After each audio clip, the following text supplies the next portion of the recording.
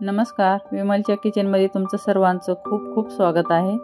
आज मी बालुशाही बनवत आहे। त्याच्यासाठी 1 वाटी मैदा, साखर, नमक, दही, बेकिंग सोडा आणि इथं तूप घेतले 3 चम्मच।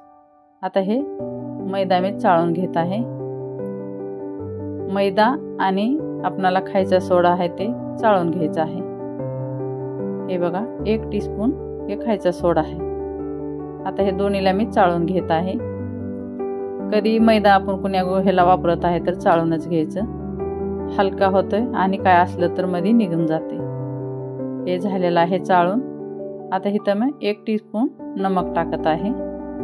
हे तूप आहे 3 चम्मच, ह्याला आपण गरम करून घेतलेलं नाही, असंच घेतलेलं आहे। व्यवस्थित आपणाला ह्याला 2-3 मिनिटासाठी मिक्स करत राहायचं आहे। असंच साऱ्या पिठाला तूप लागायला पाहिजे, त्याच्यामुळे व्यवस्थित आपणाला तूप लावून घ्यायचं आहे पिठाला। 2-3 मिनिटाच्या नंतर बघा हे मूठ वळत आहे आणि आपलं व्यवस्थित तूप पिठाला लागलेलं आहे।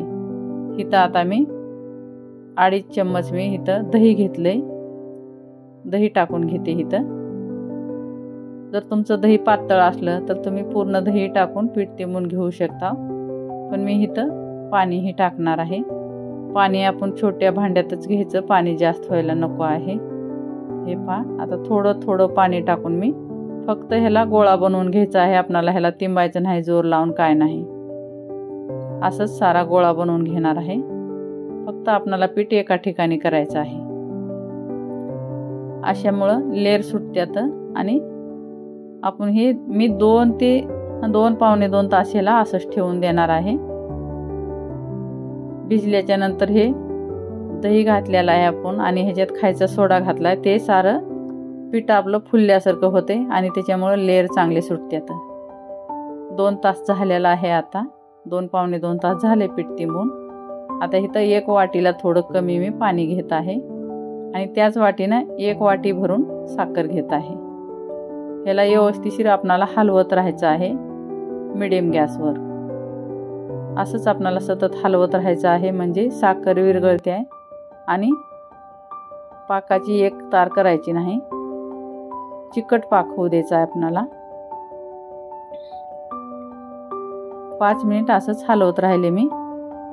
आता थोडंसं बोटाला लावून बघायचं हे व्यवस्थित चिकट झाले का नाही। गरम आहे तर एवढं चिकट लागत नाही, पण थोडंसं थंड झालं की अजून जास्त चिकट होते। त्याच्यामुळं पाक बनवताना लक्ष द्यायचं की आपणाला कसा पाक बनवायचा। तर इथं आपणाला एकदम चिकट पाक बनवू द्यायचा, तार होऊ द्यायची नाही। थोडा वेळ आपण बघ करेपर्यंत एक तारापर्यंत जाते, मग ती पाक खूपच गोड होतो। त्याच्यामुळं लवकरच मी बंद केला गॅस आणि साईडला ठेवून दिले। आता इथं बालुशाही बनवून घेते आणि एका गॅसवर मी तेलही गरम करायला ठेवलंय कमी गॅसवर। 1 गोळा टाकून बघितलाय तर धीरे धीरे वरी आलाय, ते छोटासा गोळा टाकेल ते बघा। बालुशाही टाकल्यावर एकदम दमानं वरी बुडबुडे यायला पाहिजे। फुल गॅस करायचा नाही ना कडक तेल करायचं नाही। वरून फुलल्यासारखं होते, कलर येते वरून, पण आतमधून कच्ची राहते। त्याच्यामुळं हे बघा अशी बालुशाही जी पहिल्या सुरू टाकेल ती वरी आली आहे, त्याला हलवायचं नाही काय नाही। धीरे धीरे जे टाकलेले आहेत ना ते वरी येतात आपले आपण। हे पहा 2-4 मिनिटाच्या नंतर साऱ्या बालुशाया वरी आल्या। आता थोडासा कलर चेंज दिसला की मग ह्याला पलटून घ्यायचं। असंच कमी गॅसवरच पूर्ण आपण बालुशाही तळून घेणार आहोत। किती टाइम लागला ते मी सांगते पूर्ण तळायला। आणि एवढ्या मोठ्या बनवेल नाही मी बालुशाही, एका माणसाने एक जर खाल्लं तर बस हो, अशा प्रमाणे एक छोट्या छोट्या बनवल्या। आता मिनी बालुशाही म्हणलं तर काहीच हरकत नाही। मला 12 मिनिट लागले ही बालुशाही तळायला। एक वेळेस बी मी गॅस वाढवला नाही आणि छोट्या गॅसवर तळायचं आपण। बालुशाही जर छोट्या गॅसवर तळली, मिडियम गॅस करायचा नाही बिलकुल, गरम तेल होऊ द्यायचं नाही। हे बघा आपला पाक इथं 1 टीस्पून ह्याच्यात इलायची पावडर आणि जायफळ पावडर टाकले। 1 चिमूट बरच मी इथं कलर टाकलेला आहे, खूप छान कलर येतो एवढ्यामुळेच। हलका गुणगुणा पाक आहे आणि हे बालुशाही काढून मी टोपल्यात 1 मिनिटासाठी ठेवले होते. जास्त एकदम काढल्या टाकले नाही. 1-2 मिनिट झाल्याच्या नंतर मी बालुशाही टाकली. आपला पाक बी हलका गरम आहे. तुम्हाला किती गोड पाहिजे तसं तुम्ही ह्या पाकात बालुशाही ठेवा. मी 1 मिनिटातच मी बालुशाही बाजूला काढणार आहे, जास्त गोड करणार नाही. तुम्हाला जर गोड आवडत असेल तर इथं 2-3 मिनिट ही पाकात ठेवू शकता तुम्ही. 1 मिनिटातच मी बालुशाही साईडला प्लेटात काढून ठेवणार आहे.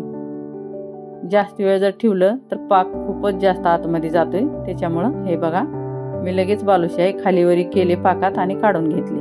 आपली बालुशाही बनून तयार आहे. बघा खूपच छान झाल्या बालुशाही.